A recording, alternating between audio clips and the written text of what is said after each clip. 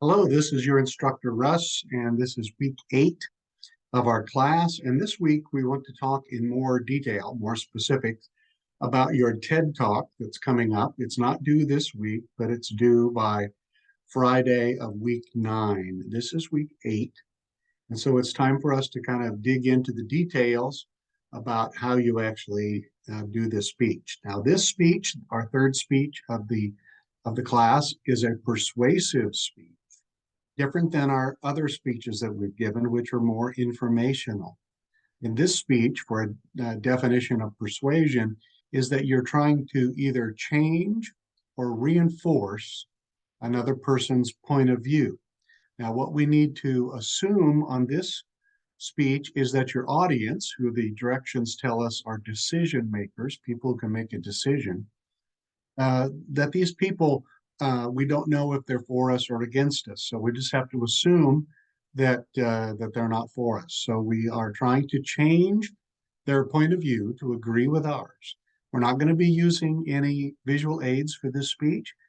You're going to be standing for the entire speech using note cards. That's one of the tells that tells me whether or not you're reading this off of a monitor. And that is if you have no note cards in front of you, but everything comes off very smoothly, that tells me that you're reading it off of something off the screen. So what I want to do first is I want to get into sharing my screen. And the screen that I'm going to be sharing with you is the week 8. And so we go over here to week 8. And we see, if we scroll down here, we see the directions for the speech itself, the TED Talk speech directions. And here they are right here. So I want to go through these with you and kind of highlight some things. Now, this is a simulated TED Talk, meaning that you're recording this to be played back by video, recorded video, for whoever around the world to see on the internet. So this TED Talk you want to take a little bit more seriously than you have your other speeches. And one of the things that it says down here is you'll deliver your TED Talk without visual aids. So no visual aids needed for this. That's not going to make a difference on this speech. And the next one is your time limit, which I'm going to modify slightly. It says a 4 to 5 minute cause and effect persuasive speech. I'm going to allow you to go 4 to 6 minutes instead of 4 to 5 minutes. And then it says that you will persuade your audience about the following: the cause and effect of a significant topic that Americans will encounter in the 2020s. Now, you are limited in choosing from this list right here. This list is the list that you have to choose from. Get rid of this right here, but here's all the topics. You can do a speech on food security, insecurity. You can do it on the future of work, unemployment, racial equality, LGBTQ plus equality, gender equality. And you can read through this yourself and see all the different topics. But what I need you to do is select one of these topics, and then you need to narrow this topic down to something you can talk about to persuade us, something that has a problem to it. So you're going to have a problem that you'll describe in the introduction of the speech. Then the two main points that you'll have will be the cause of the problem and the effects of the problem. All right, the cause and the effect. Now, the other important thing here that you need to know about are the databases. It says the ideas must be supported by evidence. A minimum of 3 viable, relevant, timely sources is required. And for this speech, you will confine your research to information found in the databases here of JSTOR and or opposing viewpoints in context, OVC. So I'm going to show you how you locate those sources, because that's the only sources that you can use in your speech. You must identify these sources on your worksheet, and I must see that they come from JSTOR or from opposing viewpoints in context. So we're going to look at that here also in just a minute. Then down here is the process, step-by-step process of what you need to do. First thing is you need to consider your audience. That's the very first thing. Think about them when you're planning this speech. What is there a problem about in relation to one of these topic areas? For example, maybe care for the aged. Maybe you have a person that you know that's in a nursing home and there's problems with the care that you believe that elderly receive in nursing homes, and you'd like to show the causes of that problem, the effects of the problem if nothing is done about it. So select a topic area, then consider your audience. Select and narrow your topic. And it says here, the topic is the cause and effect of a significant topic Americans will encounter in the 2020s. You have to choose from the list that's provided. Number 3 is to determine your general and specific purposes. The general purpose is to persuade, and the specific purpose is that you will show to the audience what you believe to be the cause and the effect of a significant topic Americans encounter in the 2020.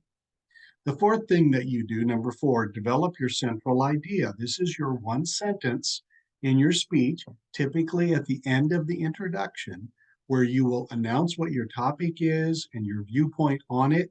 You will also then say something to the effect that today I'm going to be telling you the cause or causes and the effect or effects of this problem. So in the introduction of the speech, you will describe the problem, and then at the end of the introduction, you will say, today I'm going to tell you the causes and effects of this problem. Next, you will need to generate the main ideas, and the main ideas are to the cause as the first main idea, and the second main idea explaining the effect. Number 6 is gathering your supporting materials, and it gives a list of all the kinds of supporting materials you can find, but they must be acknowledged in the speech. That means verbally cited in the speech, and you must also tell me as your teacher where you got these sources from JSTOR, from opposing views in context. Then you need to organize your speech, rehearse your speech, and make sure that it's in the time limit, 4 to 6 minutes. You've got everything written down on note cards as far as notes or outline, keyword outline, and that's what you deliver your speech from. The speech is due at the end of week 9, so you have almost 2 weeks to complete this speech, not quite, almost. At this point, I'd like to go through and show you how you locate your the database here for this speech. So what you need to do is we'll need to close out of our website. You notice up here on the left, I'm hovering over it right now. There is an X to close out of the class itself. So I'm no longer in the class, but you look at over here at this menu over here, and you go to institution page. Click on that institution page, and then you can scroll down to several different things. And what we're looking for is the Bellevue Library. And so if you see right here, it says Freeman Lozier Library. If you scroll down, that's where you want to go to, is the online library. That's where you'll find these databases. You click on the library, and then what we need to do is find the databases. To find that, go up here to Find, and there'll be a drop-down menu. And under Find, you'll see on the third one here is Databases. So then you select Databases, and now it will take us to an alphabetical listing of our databases. Remember, there's 2 databases that you're asked to use. One is JSTOR, and the other is opposing views in context. So let's start with looking up JSTOR, and we'll do an imaginary topic. So I click on J, and the only one listed here is JSTOR. It's a digital library of academic journals, books, and primary sources. So select JSTOR, and it's going to give you then an opportunity to type in search words. And so we want to type in at least one search word, maybe more. Let's say that we picked elderly or the care for the aged. So we're going to put aged in here as our keyword. So we're going to highlight that. Then we're going to type in aged, and we're going to look up nursing facilities. So nursing homes is what we want to look at. And now we could go ahead and submit this search, and it would search for everything, or we could narrow the results. See, here's the item types we could select from. So let's say we just wanted articles and research reports. We didn't want reviews, we didn't want books. We just wanted articles and research reports, all right? And so at this point, then you scroll all the way down to the bottom, and that's where you submit this. It says submit advanced search, and now it's searching through JSTOR, and it will give us a list of results. Here we have 1,772 results. We're not going to be able to use all of those. We don't need to use all of them, but we need to find some that we want to use. So here's one called the journal article, The Impact of Medical and Nursing Home Expenses, how much it costs to go to nursing homes. If that's something you think would pertain to what you want to talk about, then you go ahead and click on this and read it. You could download the article and then read it later, save it on your computer. You could save the article itself. You have those choices. Or we could scroll down to the next one. Now is not the right time to pay for performance. We might want to read here a little bit of the article. It gives you just a little bit of it to tell us, what it's about.